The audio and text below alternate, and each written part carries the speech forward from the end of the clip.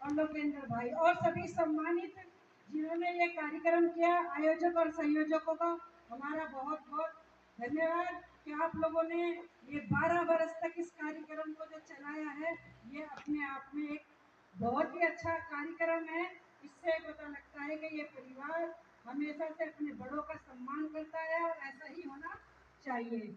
मैं अपनी सिर्फ 2 ही शब्दों में बात रखूंगी कि भैया 78 साल हो गए देश को आजाद हुए, सब बिरादरी सब कौम आजाद हो गई है। अगर आजाद नहीं हुआ है तो मानसिक तौर पर अभी कश्यप समाज आजाद नहीं हुआ है। वो क्या है कि सभी ने अभी सभी शिक्षा के ऊपर बात रखी है कि शिक्षित बनो, संघर्ष करो और संगठित रहो। ये तो बाबा साहब का नारा रहा, लेकिन मैं कहना चाहती हूँ सभी से कि रोटी भले एक खाओ लेकिन अपने बच्चों को पूर्ण शिक्षा दो। और दूसरी बात, हमारी समाज के अंदर जो महिलाओं को किसी भी कार्यक्रम में उपस्थित नहीं किया जाता, ज्ञान से वंचित रखा जाता है, ये भी हमारे समाज की एक बहुत बड़ी हानि है। मैं उन सभी महिलाओं के लिए आज धन्यवाद करती हूँ जो यहाँ उपस्थित हुई है, और इनका भी धन्यवाद करती हूँ, इन्होंने महिलाओं को बुलाया है। कार्यक्रम के अंदर ज्यादा से ज्यादा महिला उपस्थित होनी चाहिए और हमारे समाज का युवा वर्ग भी उपस्थित होना चाहिए। आज राजनीतिक तौर पर, जैसे कि हमारे आदरणीय बड़े भाई ने भी कहा कि भाइयों 78 साल के अंदर आपने आज तक अपने अधिकारों के लिए सोचकर दूसरों को राजा बनाने का जो काम किया है, आप केवल मांगते ही रह गए, देने का काम आपको किसी ने किया नहीं है।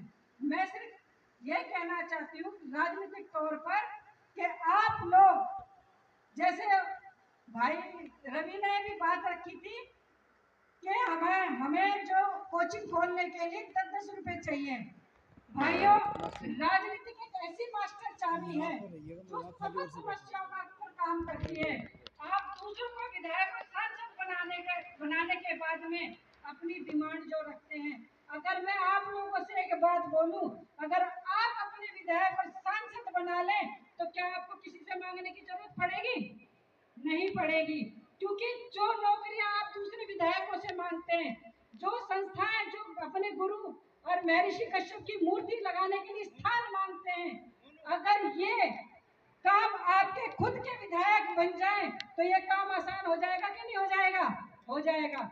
बाबूजी, कम शब्दों में मैं इतने प्रयास के बाद में मैं शामली विधानसभा से चुनाव लड़ी। सुनीता कश्यप आपकी बहन, आपकी बेटी, केवल राजनीतिक मुद्दे पर इस सभा में इसलिए बोलना चाहती हूँ क्योंकि ये समाज हर चीज में आगे, लेकिन राजनीति में आज भी 78 साल बाद भी पीछे है बाबूजी, क्योंकि ये ना तो अपने विधायक बना पा रहा, ना अपने सांसद बना पा रहे और ना ही अपने जिला पंचायत बना पा रहे।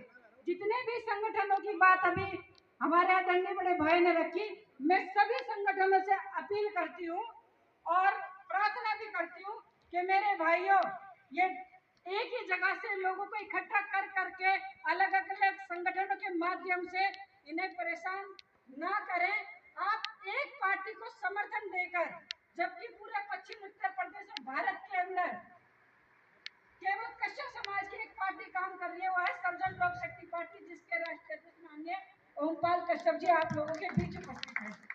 अगर हम अपनी ही पार्टी को समर्थन देके सारे संगठन के, तो इसी से आप जिला पंचायत बनवा लीजिए ना, इसी के आप विधायक बनवा लीजिए, तो हमें दूसरों की पार्टी का मुंह देखने की क्या जरूरत है? क्योंकि वोट की कीमत सबसे बड़ी कीमत होती है। जिसने अपना वोट की कीमत जान ली, वो अपने समाज के हर काम करने के लिए तैयार होता है। भाइयों, कम समय के अंदर मैं सिर्फ सभी से अपील करूंगी, अपनी मातृशक्ति से भी अपील करूंगी, अपने बड़े बुजुर्गों से अपील करूंगी कि हमारी माता बहनों को भी वोट का अधिकार समझा जाए, क्योंकि शिक्षा शिक्षा तो सर्वप्रथम है। शिक्षा के बिना तो हम अधूरे हैं।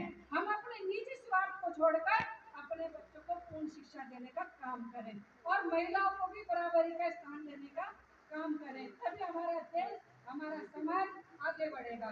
भाइयों, अभी तक हम इसी सर्वे के अंदर घूमते जा रहे हैं कि हमें भाजपा टिकट देगी, हमें सपा देगी, हमें बसपा दे सकती है, परशुराम की लग सकती है, लेकिन भगवान महर्षि कश्यप की नहीं लग सकती।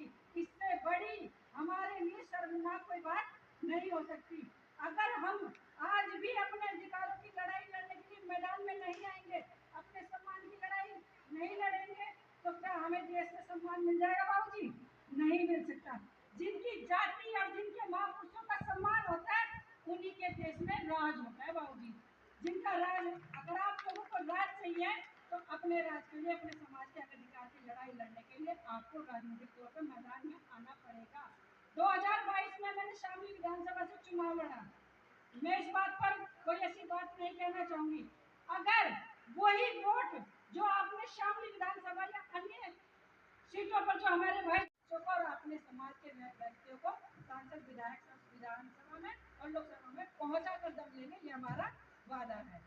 इसके साथ साथ हम लोग अपने समाज की जितनी भी महिला हैं उनको भी जागरूक करेंगे और इस पार्टी के तत्वाधान में, पार्टी के इसमें अपने समाज के जितने भी भाई बंधु चुनाव लड़ना चाहते हैं या जिला पंचायत चुनाव लड़ना चाहते हैं, सर्जन लोक शक्ति पार्टी आपको हर तरीके से तन मन धन से और कश्यप समाज के और सर समाज की सपोर्ट से इस लोकसभा नहीं कई राज्यों के अंदर चुनाव लड़ाने का काम करेगी। मेन हमारा पश्चिम उत्तर प्रदेश है, हम इस प्रदेश के अंदर चुनाव लड़कर सारी कश्यप समाज की सारी समस्या पे काम करने का काम करेंगे।